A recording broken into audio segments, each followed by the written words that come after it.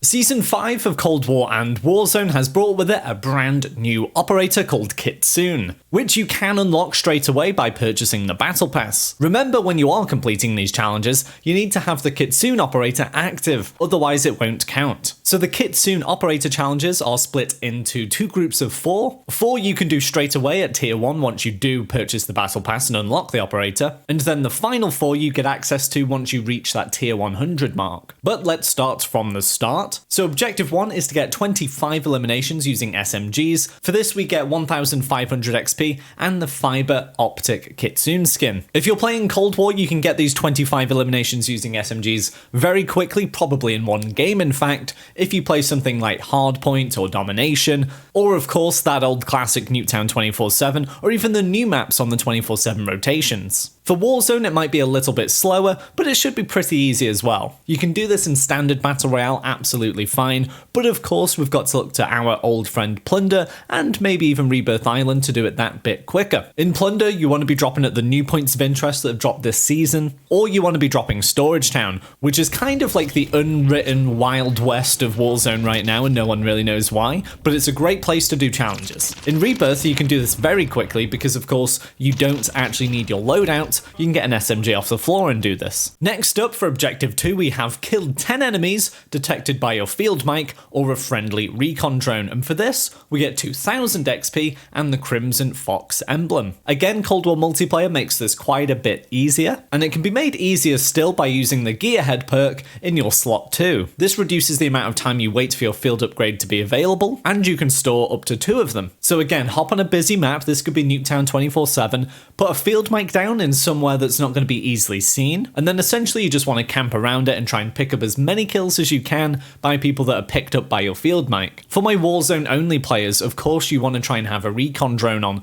This is without a doubt going to be easiest in Plunder. Not only can you spawn in with your loadout in Plunder and get respawns, you actually choose your field upgrade as well. So you're literally going to be able to spawn in with your recon drone. This challenge, even with your recon drone from the very start, is going to be difficult. Getting 10 kills when people are tagged up by the recon drone requires amazing teamwork. So you want to be dropping in with your squad, and you all want to be going for the same objective. If that's the case, it's really not going to take too long, but as a solo, it's gonna be rough. If you mostly play as a solo and think you might struggle at this, I recommend joining my Discord, where the link is down in the description. There's usually plenty of people who are up for playing a few games, maybe helping each other do challenges and things like that, and hopefully this will help you get it done a little bit quicker. Objective 3 is to hack 10 enemy field upgrades whilst using the Spycraft or Spotter perks. For this we get 2500 XP and the Blood Spray calling card. Unfortunately, objective 3 will probably take you a little longer than the other objectives so far. In Cold War, I actually recommend you don't go on one of these small, crazy maps for once. In fact, you want to go on something that's a little bit more tactical, where people are more likely to throw down trophy systems or mines. So this can be in modes like Search and Destroy, or maybe any mode but on a larger map where people are more likely to camp and try and protect themselves. When you're in Warzone, Plunder is a great option again for this, mostly because you do get to spawn in with your loadout, so you can have Spotter straight from the beginning. Weirdly, the difficult part here will just be finding enough field upgrades to hack. So again, these are things like claymores, proximity mines, and trophy systems. I'd recommend going to somewhere where people will camp a lot, so downtown is usually rife with this, with people hiding on rooftops. Often you'll be swirling your way up the stairs, and then your Spotter perk will light everything up in red. Even if you went to downtown in normal Battle Royale and managed to get your loadout, I really think you could do this in just a few games. Sadly for this one, it kind of relies more on luck than skill, but there we go. For objective 4, we've got to kill 5 enemies who are near an active decoy grenade. For this we get 3000 XP, and then we get the sunset skin for Kitsune. In Cold War, we've got to be looking towards our smaller, more hectic maps again. So for example, on Nuketown 24/7, get a decoy grenade, lob it essentially to the middle of the map, and because the map is that small, anyone you kill around the center are gonna count towards your challenge. For Warzone, we want to be going into Plunder, and ideally using Restock as our perk too, so we constantly get decoy grenades back. Fly straight down to Storage Town and essentially throw your decoy grenades around. I guarantee you'll have this done in a game or two. Really, it's just about spamming it at this point and not being too tactical. Now let's talk about the tier 100 objectives. For objective 1 of these, we've got to get 25 eliminations whilst using the ninja perk or the dead silence field upgrade. For this we get 1500 XP, and then this is when the skins start to get awesome. We get the gold leaf ultra skin. In Cold War, this is going to be marginally easier just because we can put the ninja perk on and it lasts for a whole game. I'd advise to just play a mode in which you get a lot of kills in. For me, that'd be hardpoint or domination, or a lot of the time the new map 24/7 rotation playlists are great for this. Again, you'll get this done in a game or two just by being quite aggressive. In Warzone, again, we've got to be looking towards plunder because we can choose our field upgrade right from the start. So of course, choose dead silence and your favorite loadout. Get yourself down to a hotspot of the map, again, that could be Storage Town. And then basically you want to be quite aggressive with your dead silence upgrade. Ideally, it'd be best if you're calling in UAVs and things like that as well. But even without it, you should be able to pick up quite a few kills like this. Sadly, like I say, it will take a little longer just because you have to wait for it to recharge. Objective 2 is to get 5 kills using a melee weapon or the ballistic knife. For this, we get 2000 XP and the neon dragon emblem.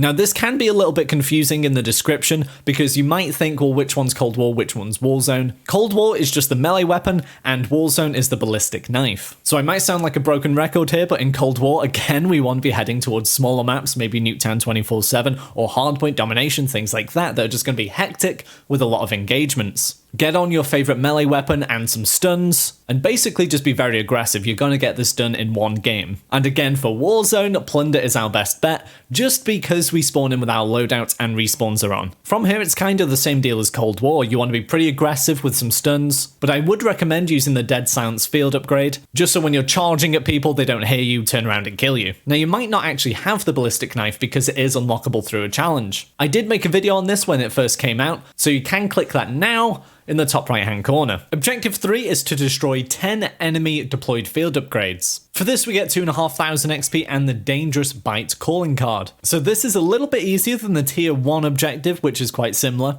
Instead of hacking them, we just need to destroy them in any way we can. So this can be shooting trophy systems or grenading claymores and things like that. Even though we don't actually want to hack them, it's still best to use the spycraft or spotter perks. This way it's way easier to see them and we can destroy them at a distance. Sadly though, this objective comes down to a little bit of luck more than skill. In Cold War multiplayer, playing a smaller map that's a little bit more hectic is actually quite good for this one. Because we don't have to hack it and stand there for a few seconds and leave ourselves vulnerable, we should have plenty of opportunity to destroy these fairly easily. It might be a case of even destroying these field upgrades when you see a bunch of enemies around, just to get it done that little bit quicker. In Warzone, it's kind of the same deal. Plunder is still best, because people are going to be having their field upgrade from the very start and you're going to be able to kill them. Now, I'm not too sure whether it counts if you're killing people who have stopping power in their weapons, or they've got dead silence active. To be honest, it really should. Hopefully you guys can let me know down in the comments. But even without that, loads of people throw down trophies, claymores, proximities, and with Spotter you're going to be able to see these and destroy them fairly easily. Now, the very last objective that you can do for Kitsune is to get 15 eliminations using silenced pistols. For this, you get 3,000 XP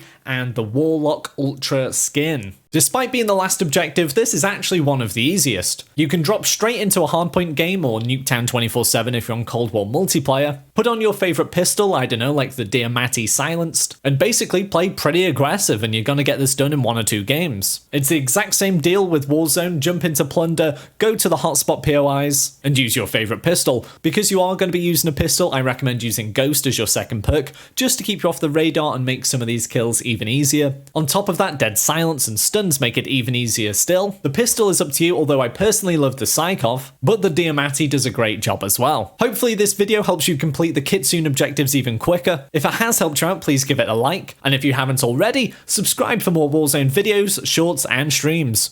Bye for now.